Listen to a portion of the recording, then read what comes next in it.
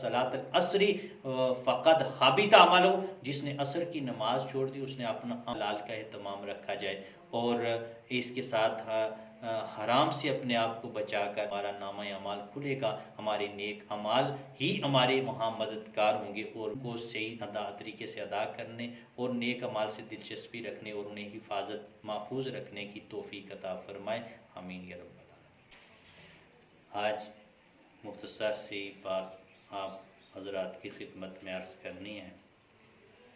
اسلام نے بے شمار مقامات پر ایمان اور ساتھ عمل صالح کا ذکر کیا ہے۔ الذین آمنوا وعملوا الصالحات، بے شمار مقامات ہیں جہاں پر ایمان لاؤ اور عمل صالح کرو۔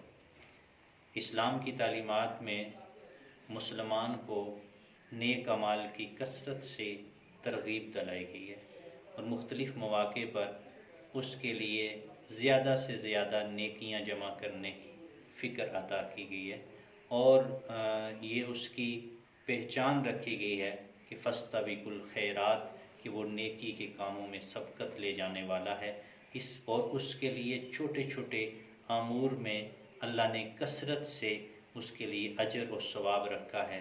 اور اگر آدمی کی پوری جو مسلمان کی زندگی ہے وہ نیک اعمال کی جستجو میں رہنے کا سبق اسلام کے اندر ہے، مسلمان کو چاہیے بھی یہی کہ وہ اپنی زندگی میں کثرت سے نیکیاں جمع کرے۔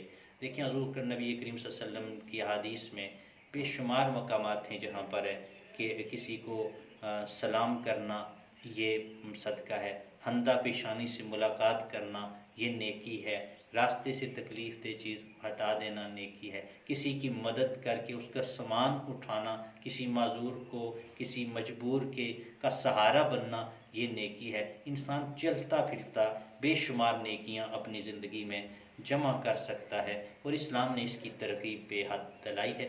اصل جو اکاؤنٹ ہے وہ ہماری نیکیاں ہیں، جو ہمارا بیلنس ہے آخرت میں اللہ کے سامنے، جو ہمارا نامہ اعمال کھلے گا، جو ہمارا بینک بیلنس سامنے آئے گا اس میدان میں، وہ اعمال صالحہ کی شکل میں ہے۔ اس لیے جو اعمال صالحہ ہیں وہ بندہ مومن کا حسن ہے، اس کا زیور ہے، اس کی پہچان ہے۔ مسلمان کی زندگی کی سب سے بڑی پہچان عمل صالح سے مزین زندگی ہے، جس کا ذکر قرآن مجید نے اس انداز میں کیا کہ من عمل صالحا من ذکر او انثی، جس نے بھی نیک کام کیے، چاہے مرد ہے وہ عورت ہے، وہو مؤمن، اور وہ مومن ہوں، حالانکہ وہ مومن ہوں، یعنی ایمان والے مرد عورت جو بھی نیک اعمال کریں گے، اللہ تعالیٰ نے فرمایا فَلَنُحْيِيَنَّهُمْ حَيَاةً طَيِّبَةً، ان نیک اعمال کے بدلے میں ہم ضرور انہیں ایک پاکیزہ صاف ستھری زندگی عطا کریں گے۔ علماء تفسیر نے لکھا ہے اس سے مراد دنیاوی زندگی ہے، مختلف تفاسیر کی گئی ہیں۔ ایک تفسیر ہے جس میں فرمایا کہ فَلَنُحْيِيَنَّهُمْ حَيَاةً طَيِّبَةً، اللہ کریم فرماتے ہیں اسے دنیا کی ایک پرسکون اور اطمینان والی زندگی اللہ اس کو نصیب فرمائیں گے، جس کی زندگی میں اعمال صالحہ شامل ہوں گے، اللہ اس کو خوبصورت زندگی کا مالک بنا دیں گے۔ اور پھر آگے فرمایا وَلَنَجْزِيَنَّهُمْ أَجْرَهُمْ بِأَحْسَنِ مَا كَانُوا يَعْمَلُونَ، اور آخرت میں اللہ کریم اس کے اعمال کا بہتر سے بہتر ضرور اجر عطا فرمائیں گے۔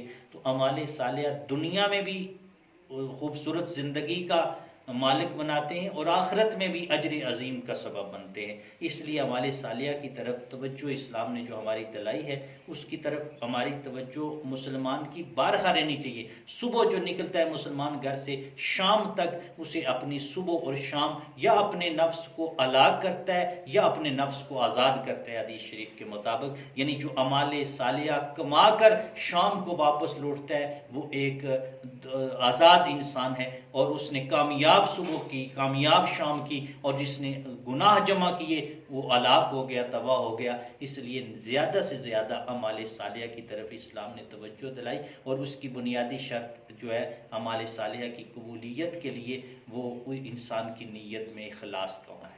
اخلاص ہے جو اعمال صالحہ کی قبولیت کی شرط ہے، اور وہ مطلب یہ ہے کہ خالصتاً عمل صالح اللہ کی رضا کے لیے بندے کو کرنا چاہیے، اپنے رب کی طرف جو عمل متوجہ ہو کے کیا جائے اس عمل کا اللہ کریم اجر عطا فرماتے ہیں۔ وہی عمل صالح ہے جو خالصتاً اللہ تعالیٰ کی ذات کریم کی بارگاہ کے لیے کیا جاتا ہے، اور اس عمل میں اس مالک کی طرف جو توجہ ہوتی ہے وہ توجہ انسان کے عمل کو عمل صالح بناتی ہے، اور اس میں اجر و ثواب بھی ملتا ہے، اور اس کے علاوہ رزق کا بھی بڑا گہرا تعلق ہے عمل صالح میں۔ حضور کی حدیث شریف ہے، جس نے لقمہ حرام کا کھایا 40 روز تک اس کی عبادت اللہ قبول نہیں کرتا۔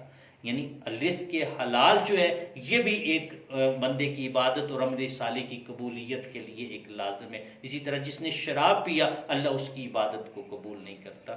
تو یہ کچھ امور ہیں حرام کے جن کے کرنے سے اللہ تعالیٰ اس بندے کی عبادت اور اعمال کو قبول نہیں فرماتا۔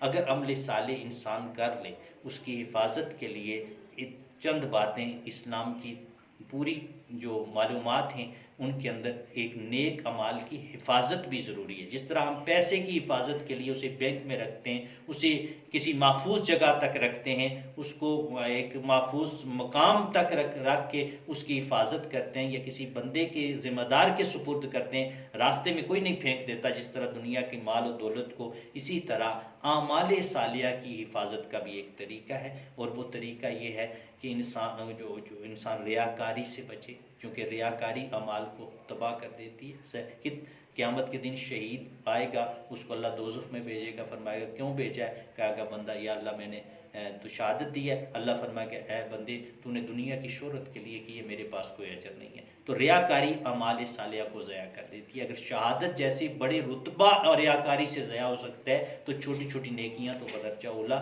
ریاکاری کے عمل سے ضیاع ہو سکتی ہیں۔ ریاکاری، نمود و نمائش، شہرت، ناموری، لوگوں سے تعریفیں وصول کرنا اعمال صالحہ پر، یہ ایسی چیزیں ہیں جو اعمال کو ضیاع کرتی ہیں۔ اسی طرح جو غیبت ہے، کسی کی برائی کرنا، یہ اعمال کو ضیاع کرتی ہے۔ چغلی اعمال کو ضیاع کرتی ہے۔ بے ادبی، اللہ کی رسول کی بے ادبی جو ہے یہ اعمال کو ضیاع کرتی ہے۔ کفر کی طرف جانا یہ اعمال کو ضیاع کرتا ہے۔ ارتداد اعمال کو ضیاع کرتا ہے، مرتد ہونا۔ اسی طرح اسلام کی تعلیمات میں اور بے شمار چیزیں ہیں جن حسد جو ہے یہ نیکیوں کو ضیاع کرتا ہے۔ حدیث میں آتا ہے حسد سے بچو، بے شک حسد نیکیوں کو ایسے کھاتا ہے جیسے کہ ایک آگ لکڑی کو کھاتی ہے۔ تو یہ وہ چیزیں ہیں چند ایک جن سے انسان کی نیکیاں ضیاع ہوتی ہیں اور اس کے اعمال محفوظ نہیں رہتے۔ ہمیں کوشش کرنی چاہیے کہ ہم اپنی زندگی میں زیادہ سے زیادہ اعمال صالحہ کی طرف توجہ دیں، اور یہ بالخصوص ماہ رمضان شریف ہے۔ اس ماہ مبارک میں آپ دیکھیں کہ اللہ کریم نے انسانوں کے لیے کس طرح ایک پریکٹس رکھی ہے، ان کے لیے مشق رکھی ہے کہ آپ نے روزہ رکھ کے جھوٹ نہیں بولنا، چغلی نہیں کھانی، غیبت نہیں کرنی، اپنی محفوظ۔ حدیث شریف میں آتا ہے جو بندہ کھانا پینا چھوڑ دیتا ہے، جھوٹ نہیں چھوڑتا، اللہ کو ایسے روزے کا کوئی ضرورت نہیں ہے۔ یعنی روزے کے اندر بھی یہ سبق شامل ہے کہ انسان ایک محفوظ اور ایک معمون زندگی گزارے جو اللہ رسول کو پسند ہو۔ جو نماز ہے، دیگر جتنے نیک عبادات ہیں ان کی ادائیگی کی پابندی کی جائے، رزق کے حلال کا اہتمام رکھا جائے،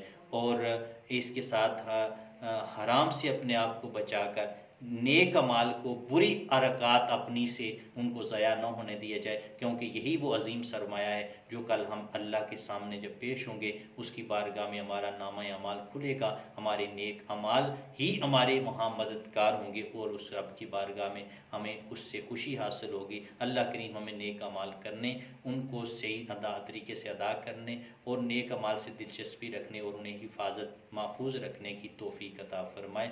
آمین یا رب۔